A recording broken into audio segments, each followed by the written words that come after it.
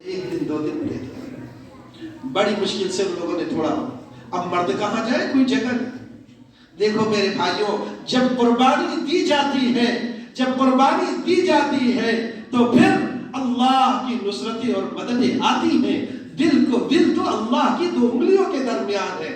ان قلوب العباد بین اصبعین الرحمن یقلبها حیث یشاء۔ امی عائشہ رضی اللہ تعالیٰ عنہ ایک مرتبہ حضرت نبی پاک صلی اللہ علیہ وسلم سے پوچھنے لگی، اے اللہ کے نبی صلی اللہ علیہ وسلم، آپ یہ دعا بڑی کثرت سے مانگتے ہیں، اللہم یا مقلب القلوب ثبت قلبی علی دینک، اے دلوں کو پھیرنے والے اللہ میرے دل کو اپنے دین پر جما دے۔ فرمایا اللہ کے نبی آپ اتنی اس دعا کو اتنی کثرت سے کرتے ہیں، ارے اللہ کے نبی صلی اللہ علیہ وسلم سے زیادہ اس دین پر جمنے والا کون ہو سکتا ہے؟ امام الانبیاء ہیں، سارے نبیوں کے سردار ہیں، اللہ کے سب سے محبوب ہیں، بخشے بخشائے ہیں، اعلان اللہ پہلے سے کر چکے ہیں۔ انی سأبعث بعدک نبی اسمه احمد محمد غفرت له ما تقدم من ذنبه وما تأخر قبل ان يعصینی۔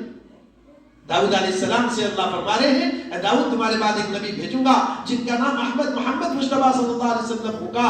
اللہ نے نام بھی خود ہی رکھ دیا، اس لیے میرے آقا کا نام اللہ نے رکھا ہے، سمجھ لو مسلمانوں، اور ایسا نام رکھا کہ کوئی جتنی بھی نفرت کرے ہم تو اس سے نام پوچھیں گے، کہیں گے تم نے تو میرے نبی کی تعریف کر دی، ان کا نام ہی ہے احمد محمد مصطفیٰ۔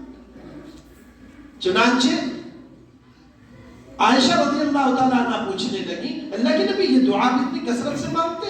فرمایا ہاں عائشہ، سارے انسانوں کے دل اللہ کی دو انگلیوں کے درمیان ہے، اللہ جدھر چاہے پھیر سکتے ہیں، جدھر چاہے پھیر سکتے ہیں، کون محمود رہ سکتا ہے؟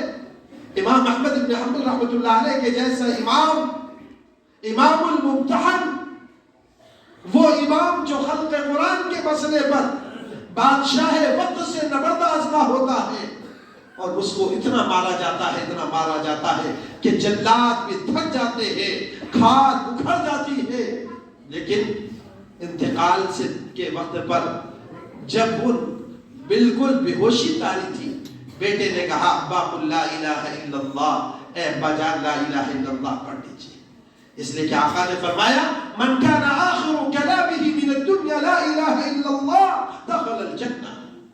دنیا سے جاتے جاتے وقت جس کی زبان پر یہ کلمہ مبارکہ جاری ہو گیا وہ جنت میں یقیناً داخل ہو گیا۔ اس لیے مسلمانوں اس کلمے کی محنت کرتے کرتے جو جائے گا، اللہ اس کو کبھی گشتوں میں اس کی موت آ رہی ہے، کبھی مسجد میں بیٹھے بیٹھے موت آ رہی ہے۔ ہمارے بھائی شفیق صاحب جدے والے ماشاءاللہ مشورہ کرتے کرتے رمضان المبارک کے اندر اللہ کو پیارے ہو گئے، لیکن معمول کیا تھا؟ دعوت کے راستے میں ایسے کھپایا تھا کہ وہ چاہے بیمار سے بیمار ہو، کبھی ان کا ناغہ وقت کا نہیں ہوا۔ آج تو اس کی اصل ضرورت ہے لوگوں کے وہاں تعلیم۔ ہم سے شیخ ابو موسیٰ دیسی اردن کے ایک بڑے ذمہ دار نے کہا کہ مولانا شیخ جب سے میرے گھر میں تعلیم شروع ہوئی 35 سال ہو گئے، ایک دن بھی ناغہ نہیں ہوئی۔ ہے کوئی ایسا یہاں جو یہ کہے کہ الحمدللہ میرے گھر میں کبھی تعلیم کی ناغہ نہیں ہوئی؟ بھائی شفیق صاحب 35 سال ان کو ایسے بھی گزرے ہیں کہ جس میں ان کی کبھی نماز تکبیر اولیٰ نہیں چھوٹی۔ آگے کی بات کروں، آگے کی بات یہ ہے ایسے داعی تھے اللہ اکبر، عجیب و غریب واقعات ان کے۔ ہم حضرت کے ساتھ جا رہے تھے نیپال کے سفر میں، تو ان کے ساتھ کچھ دیر بیٹھنے کا موقع ملا، بڑے اچھی دعوت اعمال پر کھڑا کریں گے۔ یاد رکھو میرے عزیزوں، دعوت اعمال پر جمائے گی، اگر دعوت چھوٹ گئی تو زندگیوں سے اعمال رخصت ہو جائیں گے۔ خوب اچھی طرح سمجھ لو، رمضان آئے گا پتہ بھی نہیں چلے گا۔ ابھی مولانا رمضان پر بات کر رہے تھے، رمضان کا استقبال صحابہ کے وہاں کیسا تھا، سلف صالحین کے وہاں کیسا تھا، اور ہمارے وہاں کیسا ہے ذرا دیکھ لو۔ سوائے افطاری کے سامان کے اور سحری کے سامان کے دوسری کوئی فکر ہی نہیں ہوتی۔ وہاں کیسا تھا اس کی صرف چند اشارے کروں گا، بس آپ بات کو سمیٹتا ہوں۔ میرے بھائیوں تو وہ ان کا معمول کیا؟ 35 سال سے نماز پڑھ، بلکہ مؤذن سے پہلے مسجد داخل ہوتے تھے اور سال میں پورا سال روزہ رکھتے تھے. صرف 5 دن جو ممنوع ہوتے ہیں جن میں روزہ رکھنے کی اجازت شریعت نے نہیں دی ہے، اس کے علاوہ پورا سال روزہ رکھتے تھے. دعوت دیتے دیتے مشورے میں بیٹھ کر اللہ کو پیارے ہو گئے. ایسی موت اللہ دیں گے. گشت کرتے کرتے ہمارے والد صاحب کے دوست بھائی کمال الدین صاحب وہاں لکھنؤ میں الیکٹریسٹی ڈپارٹمنٹ میں ہوتے تھے، پنجاب کے علاقے میں گشت کرتے کرتے اللہ کو پیارے ہو گئے. اب بتاؤ جب گشت کرتے کرتے مرا ہے، اللہ اس کو گشت کرتے کرتے اٹھائیں گے. جو جس حال میں مرے گا اللہ اسی حال میں اٹھائیں گے. تو کس پر اٹھنا چاہتے؟ اللہ کی طاعت پر اٹھنا چاہتے ہو تو میرے عزیزو اپنے آپ کو مسجد سے جوڑو، دعوت سے جوڑو، مدرسے سے جوڑو. یہ مدرسے کی تعلیم اصل تعلیم ہے. باقی ہمارے حضرت فرماتے ہیں جتنے بھی ہیں وہ فنون ہے، اصل علم جو قرآن کا اور سنت کا علم ہے، یہ اصل علم ہے. اس پر اللہ کے وعدے ہیں. اس لیے ایک کام تو یہ. اب دوسری بات یہ ہے میرے عزیزو، دیکھو یہ بچے جو ہیں اللہ نے دیے ہیں، یہ اللہ کی نعمت ہے. جس کے گھر میں بچے نہیں اس سے پوچھئے کہ بچوں کی قیمت کیا ہوتی ہے. یہ بچے کل یہ دیکھو یہ ایسے پھول کے مانند ہیں. اللہ کے حبیب صلی اللہ علیہ وسلم نے فرمایا ما من مولود الا یولد علی الفطرہ فابواہ یحودانہ او ینصرانہ او یمجسانہ. جو بچہ پیدا ہوتا ہے فطرت دین پر پیدا ہوتا ہے. گھر کی تربیت کیا ہے وہ اس پر اثر انداز ہوتی ہے. اگر گھر میں تعلیم کے حلقے ہیں تو یہ بچے کے اندر صحابہ کی محبت آئے گی کہ بھائی آئے گی کہ نہیں آئے گی. اس کے اندر اولیاء اللہ کی محبت آئے گی، اس کے اندر نماز کی محبت آئے گی، اس کے اندر اللہ کے ذکر کی محبت آئے گی. چلتے چلتے بچہ بول رہا لا الہ الا اللہ محمد الرسول اللہ. کتنی اچھی بات ہے، کتنی بڑی بات ہے. ہاں بھائی یہ چلتے چلتے سبحان اللہ بولے، یہ چلتے چلتے اللہ اکبر بولے. کتنا پیارا ماحول بنے گا. سوچو تو مسلمانوں، اس کے بجائے جب یہ ایمان کے حلقے نہیں ہوں گے، تعلیم گھروں میں نہیں ہوگی تو وہ ماں بہن کی گالیاں بکے گا. بکرے کہ نہیں بکرے؟ میں نے تو چھوٹے چھوٹے بچوں کو دیکھا ماں بہن کی گالی بکرے ہیں. مسلمانوں ایک مسئلہ سمجھ لینا. ہمارے پاس سعودی عرب میں عدالت میں تھے کہ ایک کیس آیا، ایک سعودی نے ایک عیسائی کو گالی بکی. شریعت کا قانون کیا ہے پتا ہے؟ اگر کوئی شخص کسی کو گالی دے دے تعزیری طور پر اس کو 80 کوڑے مارے جائے. قاضی صاحب نے فیصلہ کیا کہ اس کو 40 کوڑے مارے جائے سعودی کو اور 1 مہینے کی جیل ڈال دی جائے. میں نے اور پھر یہ بھی فرمایا کہ اگر یہ مسلمان ہوتا جس کو گالی دی تو 80 کوڑے مارنے کا حکم دیتا. اگر یہاں کوڑے لگنے شروع ہو جائیں تو روزانہ مسجد کے باہر لائن لگی ہو کوڑے لگ رہے ہو کہ بھائی. دوسرا مسئلہ ایک اور سمجھ لو بہت اہم. آج ہم ذلیل کیوں ہو رہے ہیں؟ ہر جگہ ذلیل ہے مسلمان. اللہ کے حبیب صلی اللہ علیہ وسلم نے فرمایا اذا تصابت امتی سقطت من عین اللہ. جب میری امت آپس میں گالی گلوچ اختیار کرے گی تو اللہ کی نگاہ میں ذلیل ہو جائے گی. اب کیوں رونا روتے ہیں؟ جب اللہ کی نگاہ سے گر گئے تو کون ہے جو ہم کو عزت دلا سکتا ہے؟ کون ہے جو عزت دلا سکتا ہے؟ اللہ جس سے محبت کرتے ہیں. اذا احب عبدا، اللہ جس سے جب کبھی اپنے بندے سے محبت کرتے ہیں اللہ جبریل سے کہتے ہیں یہ جبریل احب فلانا فاحبہ. اے جبریل میں فلاں فلاں بندے سے محبت کرتا ہوں، جبریل تم بھی اس سے محبت کرو. جبریل اس سے محبت کرتے ہیں. پھر اللہ رب العزت کے حکم سے حضرت جبریل سارے فرشتوں میں اعلان کر دیتے. اب بتاؤ سارے آسمان کے فرشتے اس سے محبت کرنے لگتے ہیں اور پھر اعلان کرتے ہیں توضع له القبول فی الارض، اور پھر اس کے لیے قبولیت زمین پر اتار دی جاتی ہے. بڑی بات ہے کہ نہیں ہے؟ ایک مسئلہ اور سمجھ لو. بہت حدیث میں آتا ہے، ایک روایت میں پڑھ رہا تھا، اس میں ہے کہ کوئی شخص اگر کسی کے اوپر کوئی تہمت لگائے تو قیامت کے دن اللہ رب العزت اس کو حد قذف لگائیں گے۔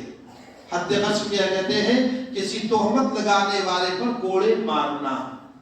ایک بات بتاؤ مسلمانوں، بہت اہم بات کہتے جا رہا ہوں، جو آدمی کہتا ہے مادر کے بعد کوئی لفظ جو بولتے ہیں، میں اپنی زبان سے نہیں استعمال کر سکتا، بہن کے بعد جو لفظ بولتے ہو، اس کا مطلب کیا ہے؟ اس نے اپنی بہن سے بدکاری کی، نعوذ باللہ، اس نے اپنی ماں سے بدکاری کی، نعوذ باللہ۔ کبھی غور کیا مسلمانوں؟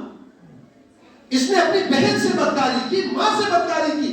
جو آدمی یہ گالی دے رہا ہے، کل کو قیامت کے دن اللہ کے وہاں اس کے اوپر حد لگائی جائے گی۔ دنیا میں بچ جاؤ گے تو بچ جاؤ گے، قیامت میں کیسے بچ پاؤ گے؟ یہ کب ہو رہا ہے؟ ابھی مختصر کہتے ہیں، حدیث میں سخت ممانعت ہے کہ دیکھو اپنی سواری کو گالی مت بکو، اس پر لعنت مت کرو۔ لوگ گاڑی سٹارٹ نہیں ہو رہی تو ماں بہن کی اسی کو شروع کر دیں، کیا بیوقوفی ہے، احمق پنا ہے، جو دین سے دوری ہے، آخرت کے علم نہیں ہے، علم نہیں ہے۔ اس لیے میرے بھائیوں ایک کام تو دوسری بات یہ ہے، دیکھو رمضان کا مبارک مہینہ آ رہا ہے، اب اس کی قدر کرو۔ اس کے اللہ کے حبیب صلی اللہ علیہ وسلم نے شعبان کے مہینے سے ہی نہیں بلکہ رجب سے اللہ کے حبیب صلی اللہ علیہ وسلم اس کا اہتمام فرماتے، اولیاء اللہ 6 ماہ پہلے سے اس کے لیے دعا فرماتے تھے۔ حد علماء نے لکھا ہے کہ اولیاء اللہ رمضان کے 6 ماہ پہلے سے دعا کرتے تھے، اے اللہ رمضان مبارک کا مبارک مہینہ عطا فرما دے۔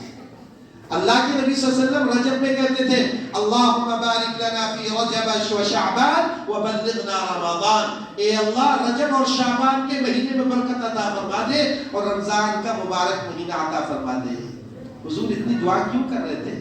یہ وہ مہینہ ہے، آخری بات سنتے جاؤ، یہ وہ مہینہ ہے جس کی اس میں مغفرت نہیں ہوئی، اس کے اوپر بد دعا کی ہے جبریل امین نے، اور آمین کہی ہے محمد رسول اللہ صلی اللہ علیہ وسلم۔ اس لیے مغفرت کی تیاری ابھی سے کرنی۔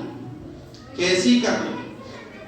سلف صالحین کے وہاں جو معمول تھا، ایک معمول تو یہ تھا میرے عزیزوں، اس ماہ کے آنے سے پہلے، یہ تو اب تو افسوس کی بات ہے، اللہ ہم سب کو معاف فرما دے، ہم نے رمضان کے علاوہ روزے رکھتے نہیں، اور بہت سے ہٹے کٹے نوجوان رمضان میں بھی روزے رکھتے نہیں۔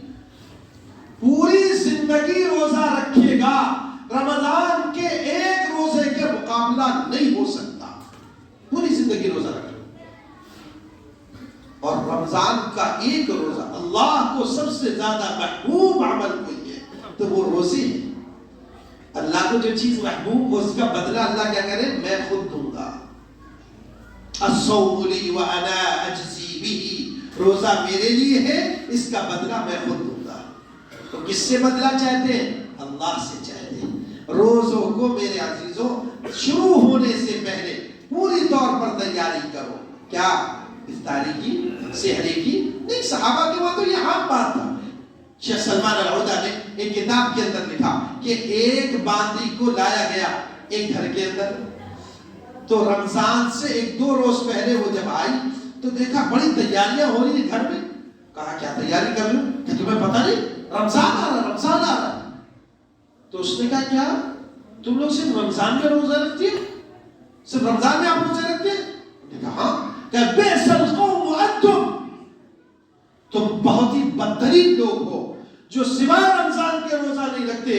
میں اس گھرانے سے آیا ہوں جن کے وہاں پورا سال رمضان تھا۔ اللہ، کیا بات ہے میرے بھائیوں! آج امت تو ایسی غفلت میں پڑی ہوئی ہے کہ رمضان بھی غفلت میں گزر جا رہا ہے، رمضان بھی غفلت میں گزر جا رہا ہے۔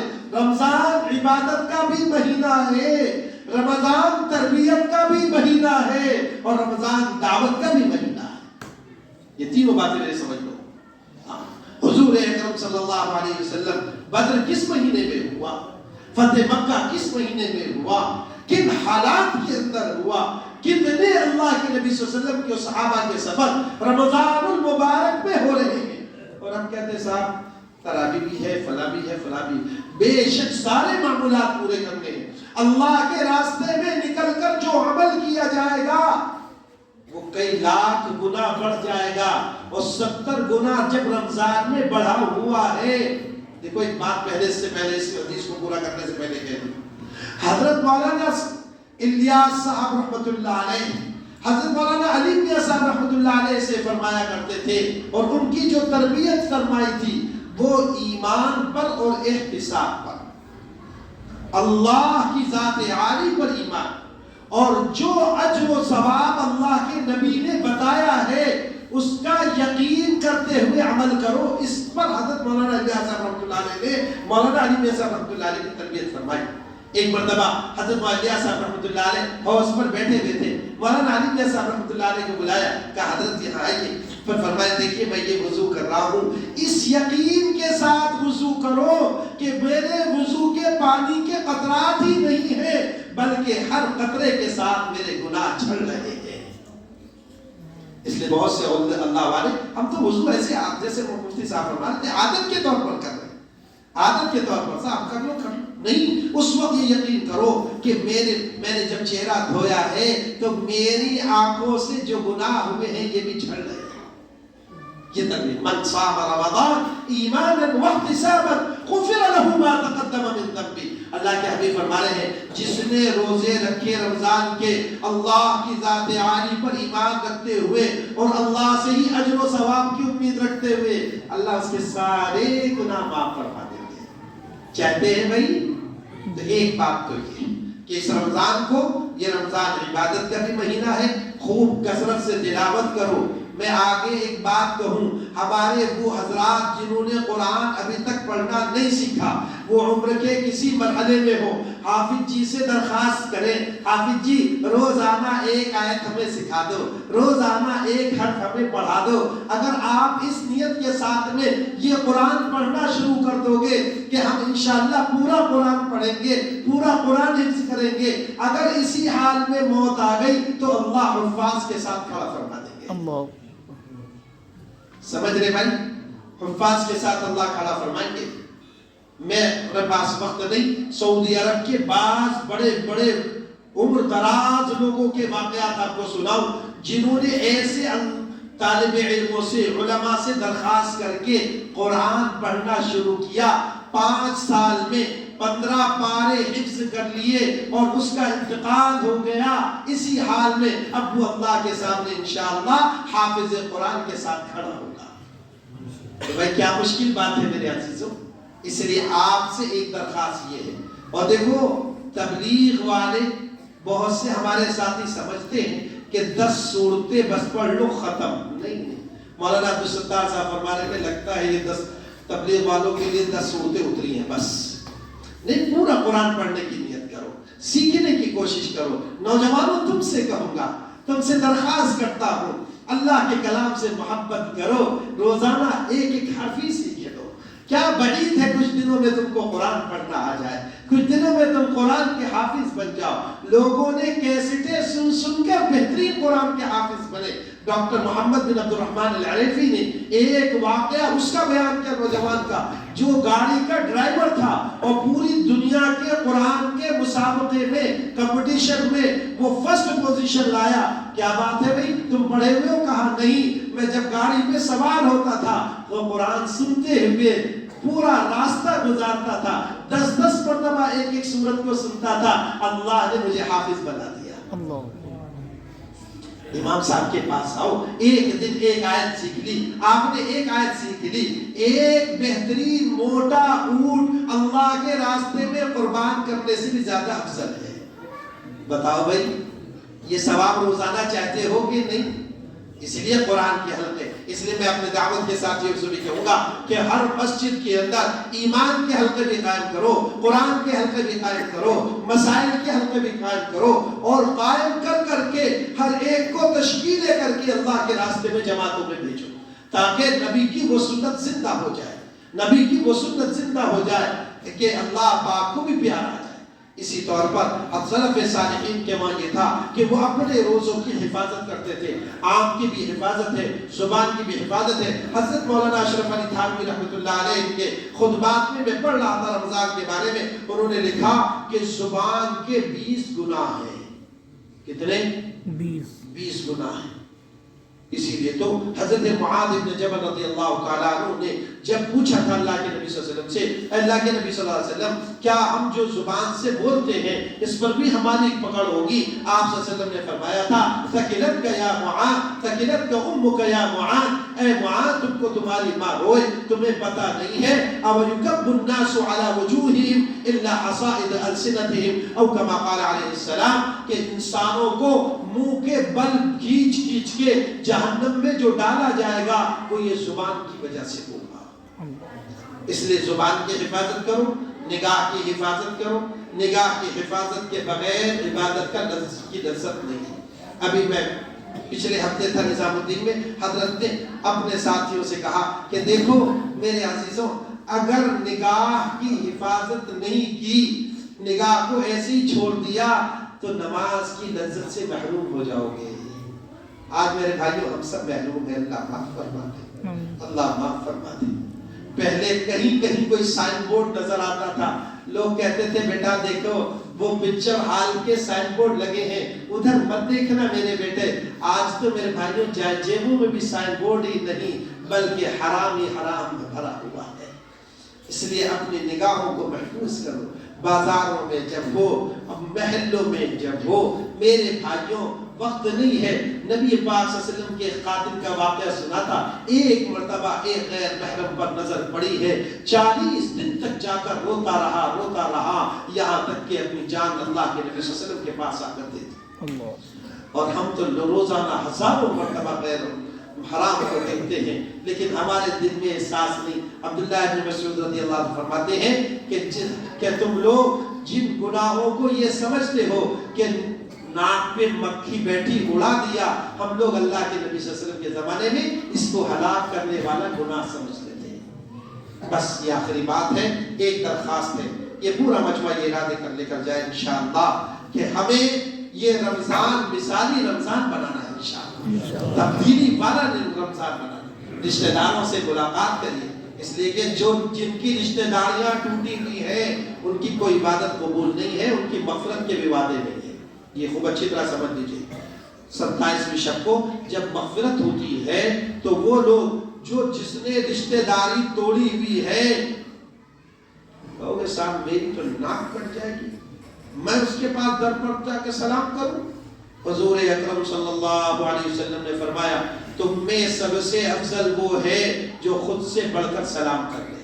ابو بکر صدیق رضی اللہ تعالیٰ عنہ کی بیٹی پر جن لوگوں نے الزام لگایا بدکاری کا، اس کو امی عائشہ کا، حضور کی سب سے چہیتی بیوی بلکہ پوری دنیا میں سب سے چہیتی، اس کے اوپر بدکاری کا الزام لگایا۔ ابو بکر صدیق رضی اللہ فرمایا یہ مستاق تو جو میں دیا کرتا تھا راشن غلہ وغیرہ اب نہیں دوں گا۔ قرآن اتر گیا وَلَا يَأْتَلِ أُولُو الْفَضْلِ مِنْكُمْ وَالسَّعَةِ أَنْ يُؤْتُوا أُولِي الْقُرْبَى۔ قرآن کہہ رہا ہے کہ کیوں بھائی ان کو قسم نہیں کھانی چاہیے کہ یہ اپنے رشتہ داروں کو نہیں دیں گے کیا؟ فَلْيَعْفُوا وَلْيَصْفَحُوا، ان کو چاہیے معاف کر دے اور ایسا معاف کرے کہ کہیں اس کا تذکرہ بھی نہ کرے۔ أَلَا تُحِبُّونَ أَنْ يَغْفِرَ اللَّهُ لَكُمْ، کیا تم نہیں چاہتے کہ اللہ تمہاری مغفرت فرما دے؟ ابو بکر صدیق رضی اللہ فرما رہے ہیں بلا أُحِبُّ أَنْ يَغْفِرَ اللَّهُ لِي، اللہ بے شک میں چاہتا ہوں میرا اللہ میری مغفرت فرما دے۔ اللہ میں نے اس کو معاف کیا، اللہ جتنا دیتا تھا اس کے دگنا دوں گا، جتنا دیتا تھا۔ ناک کٹی نہیں میرے بھائیوں، وہ آدمی جو بیٹی پر اتنا بڑا الزام لگاتے اور اللہ اس کے بارے میں بھی کہہ رہے اس کو بھی معاف کر دو۔ حضرت حسن بصری رحمۃ اللہ علیہ نے کسی نے ان سے کہا فلاں آدمی آپ کو برا بھلا کہتا ہے، انہوں نے فرمایا میں نے اس کو معاف کر دیا۔ وَلَمَنْ صَبَرَ وَغَفَرَ فَأَجْرُهُ عَلَى اللَّهِ، کہ جو صبر کر لے اور معاف کر دے اس کا اجر اللہ پر ہے۔ اگر معاف نہیں کیا تو قیامت میں کیا ہوگا؟ برابر اللہ جتنا چاہیں گے برابر کا بدلہ مل جائے گا، لیکن جب اللہ نے کہہ دیا تم نے اگر معاف کر دیا تو اجر میرے پر ہے. اللہ کے خزانے کتنے میرے بھائیوں؟ اللہ بڑے، اللہ کے خزانے بڑے. تو آپ جب معاف کرو گے تو اللہ اپنے خزانوں سے عطا فرمائے گا. تو آج ارادے لے کر اٹھو کہ جس سے بھی ہماری دشمنی ہے آج ہم اس کو اللہ کے لیے معاف کرتے ہیں. کرو معاف انشاءاللہ. اللہ ہم کو اور آپ کو معاف کرے گا. خدا کی قسم دنیا کی زندگی کوئی زندگی نہیں. اللہم لا عیش الا عیش الآخرہ. اے اللہ زندگی تو آخرت کی زندگی ہے. دنیا کی عزت کوئی عزت نہیں اور دنیا کی ذلت کوئی ذلت نہیں. جو کچھ ہے وہ آخرت میں ہے میرے عزیزوں. آج ارادے لے کر اٹھو. رمضان کی سے پہلے ہم ان کو معاف کرتے ہیں. زمین، ارے زمین کی کیا قیمت ہے میرے بھائیوں، اس دنیا کے پیسے کی کیا قیمت ہے میرے بھائیوں، اور ہماری عزت اور نام کی کیا قیمت ہے میرے عزیزوں. اگر اللہ نے ہم کو اپنی رحمت میں لے لیا، اللہ اس عزت کے مقام پر بٹھائیں گے جس کا تصور بھی نہیں کر سکتے. عزت کے خزانے اللہ کے ہاتھ میں. کرو گے انشاءاللہ. اللہ ہم سب کو کہنے اور سننے سے زیادہ عمل کی توفیق عطا فرمائے. تراویح